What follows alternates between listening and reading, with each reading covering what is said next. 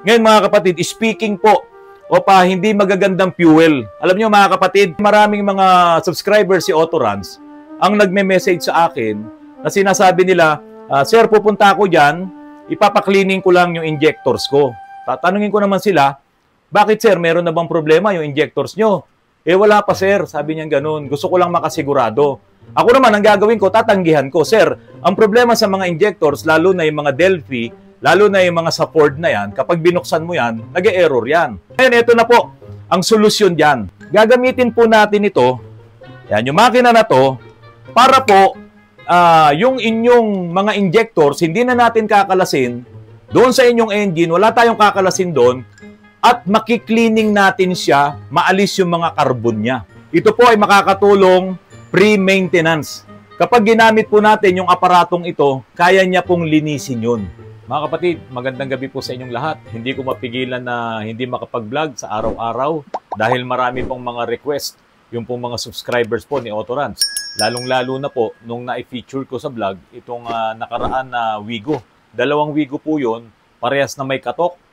Ang iba, ang sinasabi po, kaya daw po kumakatok yung mga Wigo na to, ay dahil nga po nakakahigop ng tubig mula po doon sa pinaka-gutter niya, doon sa pinakababa ng windshield, pag malakas ang ulan, yung gutter na yon ay nag-overflow. At kapag nag-overflow yung gutter na yon, pumupunta siya doon sa may air cleaner at nahihigop nga po ng makina. Ang tendency po kasi noon, kapag ganun nang nangyari, pag marami yung tubig na nahigop at kung alin yung piston na magtatrabaho, yung magko-compress, yun ngayon, yung mababaluktot. Yung connecting rod at magkakaroon na ng ingay. Pero hindi pa totally namamatay yung makina. Katulad nitong Wigo na pula na ipinakita ko po sa inyo nung nakarang araw, umaandar siya, maingay lang. Pero ang nakakapagtaka doon, meron tumutulo na tubig doon sa tambucho. Yun ang naging dahilan kung bakit po ako na-challenge. Kung totoo, na yung tubig na nanggagaling doon sa gutter, ang dahilan kung bakit nagkaroon ito ng katok, bakit hanggang ngayon na hindi naman na umuulan, umaandar yung makina, may katok nga lang, pero yung tubig patuloy na tumutulo doon sa tambucho. Ibig sabihin, mayroong internal na fluid or tubig na pumapasok pa rin na patuloy doon sa cylinder, kaya po patuloy din na lumalabas yung tubig sa tambucho doon sa exhaust. So, syempre, kapag humigop yung ating intake stroke, hihigop yun, papasok yung tubig, tapos pagdating doon sa compression stroke, magkakaroon ng combustion, mag-i-spark yung spark plug, tapos may gasolina pa rin doon, okay, puputok yun, at yung susunod doon, ayun ng exhaust stroke. Ngayon, doon sa exhaust stroke na yun, yung tubig ngayon na portion na pumapasok doon sa combustion chamber, doon sa cylinder, inilalabas niya sa tambucho. Ngayon, ito po ang nangyari sa connecting rod. Ayan, baluktot po. Yung connecting rod nung Wigo na pula. Ito po yung normal na connecting rod. Ayan. At ito pong connecting rod po na ito ay nasa number 2. Number 2 po yan. Okay? Ano po ba ang firing order ng Wigo? Itong mga 3-cylinder. 1, 2, 3. Yun po yung firing order niya. 1, 2, 3. Kaya itong nabaluktot na connecting rod na to, kasama tong piston, ay dito po yan. Ayan, kaya nga basang-basa pa to ng tubig no? Oh. Ngayon, ito mga kapatid, ang marami pong nagsasabi na ang dahilan nga daw po ng pagpasok ng tubig doon ay yung tubig na galing dito sa labas. Dito po, patutunayan ko po sa inyo na hindi po ganon ang issue nitong Wigo na to. At maaaring yung iba pang mga Wigo nyo, yung ibang mga 3-cylinders nyo na Toyota, ay posibleng ganito ang problema, nag-overheat. Ngayon, after niyang mag-overheat, ito po kasing cylinder head gasket ng Wigo, ito yung bakal, napakanipis lang yan Ngayon, nag-overheat yan, 8 tornilyo lang ng cylinder head na yan, naalsa kapag nag-overheat, ito aluminum to, aluminum din yung cylinder head. Pag sobrang overheat niyan, magkakaroon ng alsa yan, mabebengkong. At nagkataon, kadalasan ang bengkong talaga ay sa gitna. Dito ngayon siya nagkaroon ng bengkong. Ayan. Ngayon ito mga kapatid, itong portion na to, tignan nyo yan. Ayan. Ayan. Ano po ang mga nandyan? Coolant yan. No? Kung hindi gumagamit ng coolant, tubig yan. Ngayon, mabebengkong ang cylinder head mo papasok ngayon dito yung portion ng coolant. Ayan. Balik ulit ito para makita nyo lang. Ayan. Magkakaroon ngayon ng bengkong dito at yung tubig na yon na dapat ay ito lang yung daan niya. Yan lang yung daan niya. Yung maliliit na butas na yan. Yan lang yun Kaso ang problema, sa halip na dito lang siya dadaan sa mga butas na yan para pumunta dito sa cylinder head, pakita ko na rin sa inyo. Ayan. Ayan po. Dito ang daan yan. Yung mga yan. Yan, tubig yan. Okay, tubig yan. Kaso ang problema, sa halip na doon lang siya dadaan dito, mayroon nang dumadaan sa ilalim nito. Kasi nga bengkong. Ayan. Lumalabas na, pumupunta ngayon dito sa ibabaw niyan. Kaya ang nangyari dito sa Wigo na to, kahit na umaandar, meron pa rin continuous na tubig na pumapatak doon sa tambucho at nababawasan talaga yung kanyang coolant doon sa kanyang reservoir, doon sa kanyang radiator. At ito, pakita ko sa inyo. Nung dinrain namin, yung langis nito, ayan po, tingnan nyo. No? Kulay kopi ko na siya. Hindi ko na iniinom yung kopi ko ngayon dahil bawal yan sa mataas ang blood sugar. Huwag na po kayong iinom yan kung kayo ay may mataas na blood sugar. Yung kopi ko, napaka-tamis po niyan. Maraming sugar yan. Okay, ito yan, tignan nyo yung langis na yan. Ganyan katindi yung pumasok na tubig sa kanya. Kung ito ay katulad lang nung sinasabi nung marami na galing doon sa gutter, hindi po magkakaganyan ang kulay ng langis ito. Alangan naman na kumatok na siya, naramdaman niya nung umuulan, tapos biglang kumatok, tapos dinire-diretso mo pa rin, ginagamit mo pa rin kapag umuulan. Yun yung magiging epekto, maraming tubig na papasok, kaya naging kopi ko yung langis. Pero kung sa isang buhos lang ng ulan na yon, kumatok na, hihinto na yun dun Diba? Hindi magkakaganyan yung kulay ng langis. Ngayon, mga kapatid, ito po yung comment nung ilang mga nag-comment doon sa vlog ko. Sabi po ni Z. Jeric, napanood ko sa ibang vlogs. Ang usual cause sa Wigo, pumapasok ang tubig sa air filter pag nabarahan ang drainage ng ilalim ng windshield. O yun nga po yung sinasabi ko sa inyo kanina. Tapos ito pa, sabi naman ni Jeff Ruedas, Sir, regarding sa Wigo, check nyo rin po yung possibility na napasukan ng tubig sa air filter niya. Kasi yan ang halos nagiging problema sa design at location ng air filter, nakasalo sa alulod sa harapan. Once nagbara yung gutter sa harapan, nag-overflow sa bandang harap at natatapunan ang air filter na cause ng pagpasok ng tubig sa cylinder via air intake filter area. Sana makadagdag info. Always watching here in Singapore. God bless. Sir Jeff Ruedas, thank you po sa inyo. Sa inyo pong binigay na comments. Makakatulong po yan sa maraming mayroong Wigo. Ito naman ang sabi ni Sub-09355. Nag-overheat si Wigo at nagkaroon ng bengkong ang cylinder kaya nag-Sharon Cuneta, tubig at langis. Iyon ang sumakto.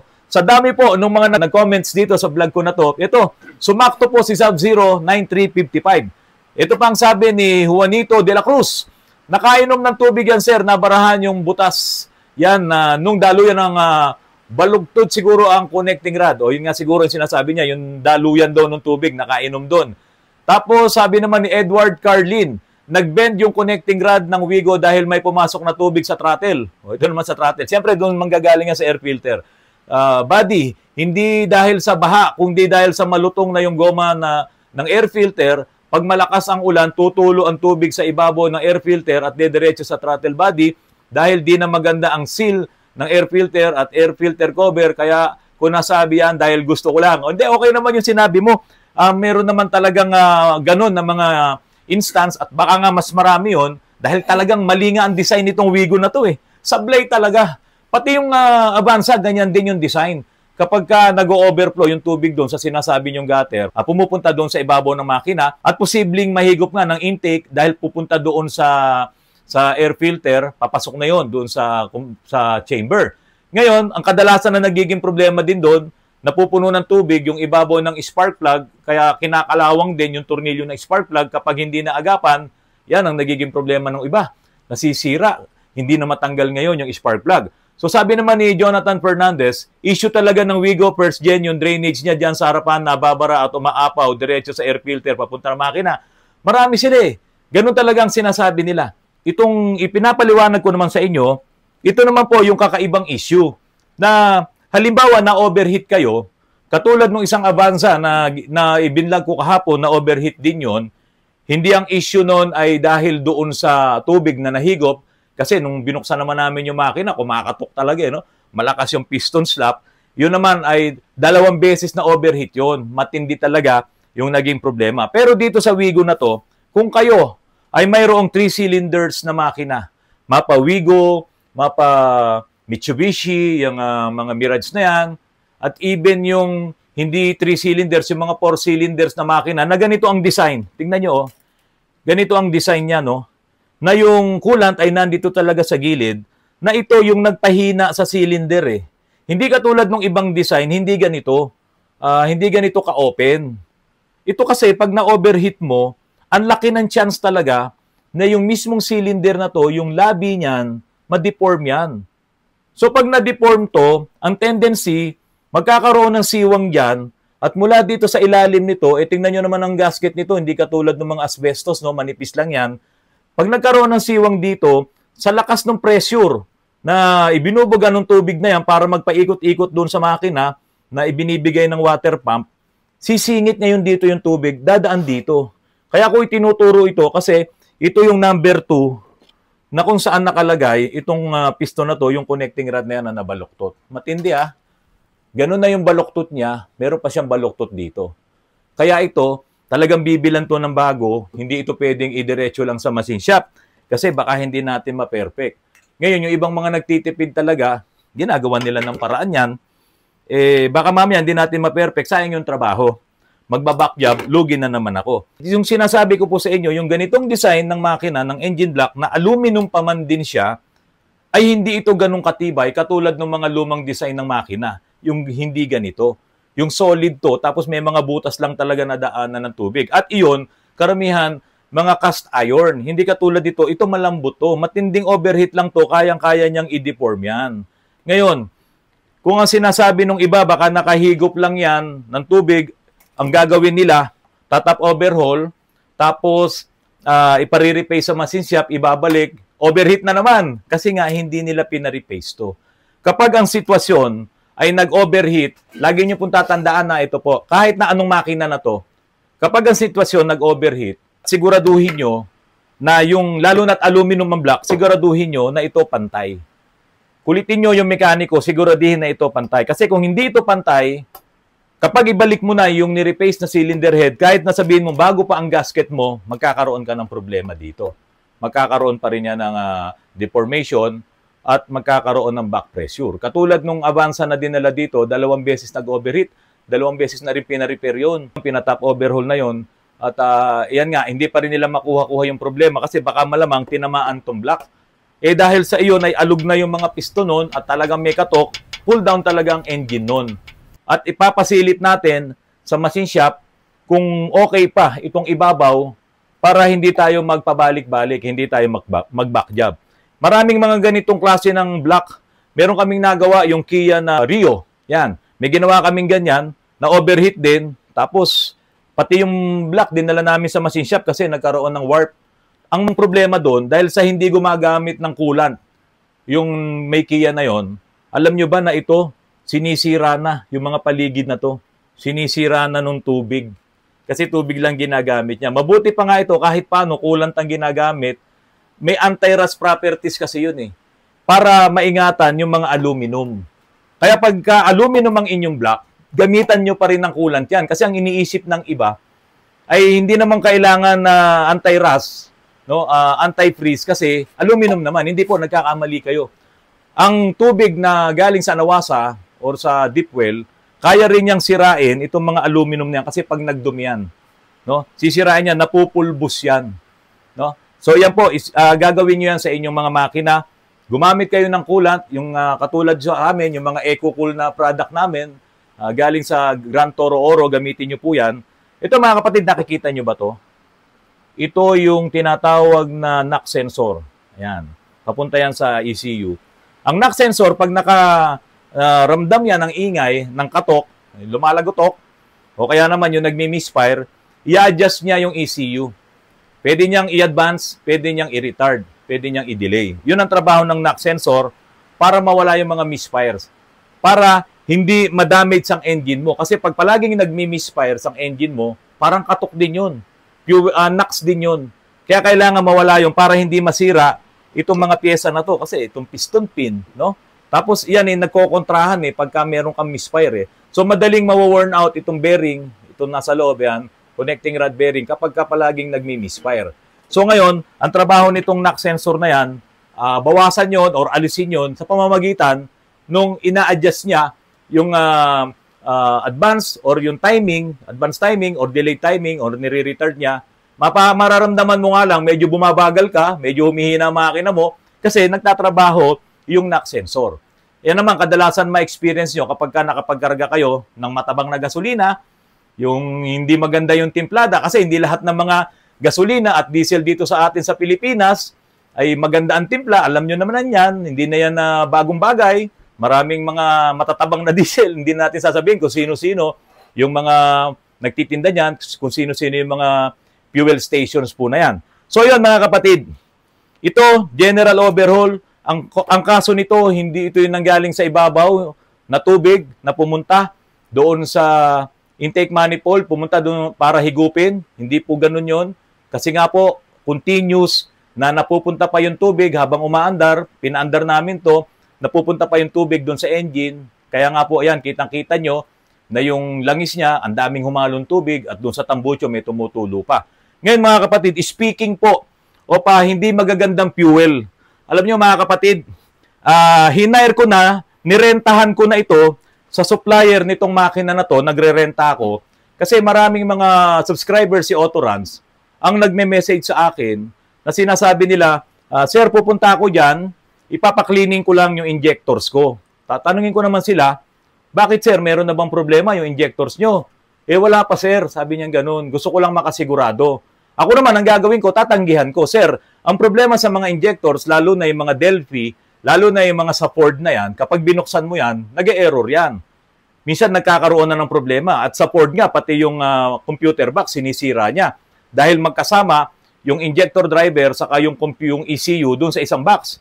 Kaya pag nasira yung injector driver, dahil napakialaman mo yung injectors, nadadama yung buong ECU. Naku, napakamahal ng pagpapaayos. Mabuti na lamang yung isang inaayos namin na Everest ay gumana na, umokay na yung computer box na ipinalit namin. Ngayon, ito na po ang solusyon dyan. Meron po akong nirentahan na makina. Gagamitin po natin ito, yan, yung makina na to, para po yung inyong mga injectors, hindi na natin kakalasin, doon na natin pagaganahin itong aparato na to, lalagyan ko to ng chemicals, itong diesel care, ayan. Pwede rin po ito sa digasolina, pero siyempre iba yung chemicals na ilalagay natin. So, ito po ay para doon sa mga injectors or doon sa mga makina na wala problema. Yung mga maayos pa, na gusto nyo makasigurado na maalis yung mga carbon doon sa loob ng mga injectors, ito po ang gagamitin natin. Ipapakita namin sa inyo yung demo nito. Ngayon nga lang ay mapakalakas ng ulan, magiging maingay doon sa labas kapag ito'y dinemo ko sa inyo. Pero mga kapatid, sa mga susunod na araw, pagka maganda na yung ating weather, ito na ang ipapakita ko sa inyo. Para ito doon sa mga walang problema pa ang inyong mga injectors. Huwag po kayong magkakamali. Baka mamaya dalhin nyo yung mga sasakyan nyo rito, talagang may problema na yung injectors. Hindi po ito makakatulong. Ito po ay makakatulong pre-maintenance. Yung walang problema ang inyong mga injectors, pero hindi kayo sigurado kung ang mga naikarga nyong mga fuel ay may halong tubig or medyo may karbo na. Yung mismong nozzle ng inyong injectors, no? Yung injector nozzle, at pati doon sa chamber, marami ng carbon. Kapag ginamit po natin yung aparatong ito, kaya niya pong linisin yun. Ang maganda dito, less ang inyong gastos dahil kung maaalagaan nyo talaga yung mga injectors, ay hindi kayo mapupunta doon sa mga nagpaparebuild, nagbumibili ng injectors dahil nga nasira na yung kanilang mga injectors. Ito ay preventive maintenance, no? Ganun po ang trabaho nito. Kung sira na injectors, hindi ito makakatulong. Talagang yan ay aayusin natin, kailangan palitan natin, or i-rebuild po natin. So ito sa mga susunod na araw, ide-demo po namin sa inyo. Dahil ngayon ay napakalakas nga ng ulan, magiging maingay doon sa mismong shop natin, at baka hindi maging maliwanag ang aming demo at ang aming pagpapaliwanag po sa inyo. Mga kapatid, sa ating mga sasakyan, napaka-importante po talaga ng maintenance at yung preventive maintenance. Kasi po, kung hindi magiging preventive ang approach natin sa ating mga sasakyan, Katulad na lamang nung mga ipinakita ko sa inyong mga sasakyan, itong mga nakarang araw, itong mga 3 cylinders na yan at pati yung Innova na yon, kapag na-overheat kayo, ipacheck nyo kagad yan. Kasi magiging malaking problema, mapupunta kayo sa overhaul pag nadagdagan yung sira na habang ginagamit mo ang iyong sasakyan, gumagana yung makina na hindi na talaga siya maayos, yung may sakit na. So kailangan ma-prevent natin yon. Punta kagad kayo sa mga trusted na mekaniko nyo para talagang mabigyan ng treatment ang inyong mga makina, ang inyong sasakyan. Mga kapatid, malakas na ang bagyo dito sa Rizal. Signal number 4 na po kami. Dapat ito po ay paghandaan natin. Kasi kanina lang, ang Bicol Region ay talagang nasalanta na nitong malakas na bagyong si Yuan. Kaya po, mag-ingat po tayo. Ipagpatuloy po natin ang ating pananalangin na sana dito po sa lugar natin sa Rizal at sa iba pang panig na itong Pilipinas ay ma-spare na tayo. Huwag na tayong madamay. Wala nang mamamatay. Kung mayroon mang maaksidente, wala sanang mamamatay. At magtulungan po tayo. Huwag na po tayong umasa doon sa mga ibinoto natin nung nakaraan. Kahit sila mismo, wala rin silang magagawa. Sabi nga po, kapag ka po ang leader ay hindi maayos na leader, no, ay magbibigay talaga ng malaking problema sa sambayanan. Mga kapatid, magandang hapon at maraming salamat sa inyong lahat.